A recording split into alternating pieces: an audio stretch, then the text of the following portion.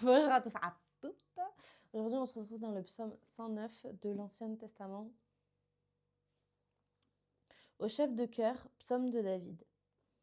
Dieu que je célèbre, ne te tais pas, car le méchant et le trompeur ouvrent la bouche contre moi. Ils me parlent avec une langue mensongère, ils m'enveloppent de discours haineux et me font la guerre sans raison. Alors que je les aime, ils sont mes adversaires. Mais moi, je recours à la prière. Ils me rendent le mal par le bien, et de la haine pour mon amour. Place-le sous l'autorité d'un méchant, et qu'un accusateur se tienne à sa droite. Quand on le jugera, qu'il soit déclaré coupable, et que sa prière passe pour un péché.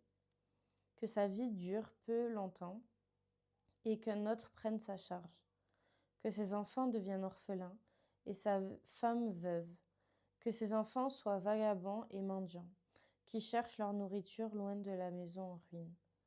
Que le créancier s'empare de tout ce qui lui appartient et que les étrangers pillent le fruit de son travail.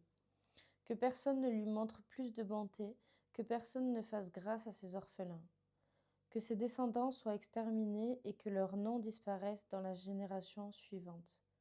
Que la faute de ses ancêtres soit rappelée devant l'Éternel et que le péché de sa mère ne soit pas effacé. Qu'il soit toujours présent devant l'Éternel et qu'il supprime leur souvenir de la terre. En effet, il ne s'est pas souvenu d'exercer la bonté. Il a persécuté le malheureux et le pauvre jusqu'à faire mourir l'homme au cœur brisé. Il aimait la malédiction, qu'elle tombe sur lui. Il ne voulait pas de la bénédiction, qu'elle s'éloigne de lui. Qu'il revête la malédiction comme un habit, qu'elle pénètre en lui comme de l'eau, comme de l'huile dans ses os. Qu'elle l'enveloppe comme un vêtement, qu'elle l'enserre constamment comme une ceinture. Voilà de la part de l'Éternel le salaire de mes ennemis et de ceux qui disent du mal de moi. Et toi, Éternel Seigneur, interviens en ma faveur à cause de ton nom, car ta bonté est grande, et délivre-moi. Je suis malheureux et pauvre, et mon cœur est blessé au fond de moi. Je m'en vais comme l'ombre à son déclin, je suis chassé comme la sauterelle, mes genoux sont affaiblis par le jeûne, mon corps est épuisé et amaigri.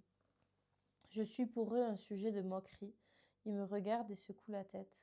Secours-moi, Éternel, mon Dieu, sauve-moi par ta bonté. Qu'ils sachent que c'est ta main, que c'est toi, Éternel, qui es intervenu. S'ils maudissent, toi tu béniras.